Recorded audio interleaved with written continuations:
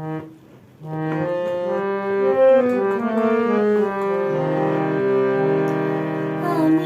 অবুঝের মতোই কি করেছি, আমি অবুঝের মতোই কি করেছি, আমারই অজান্তে হৃদয়ের প্রান্তে, আমারই অজান্তে হৃদয়ের প্রান্তে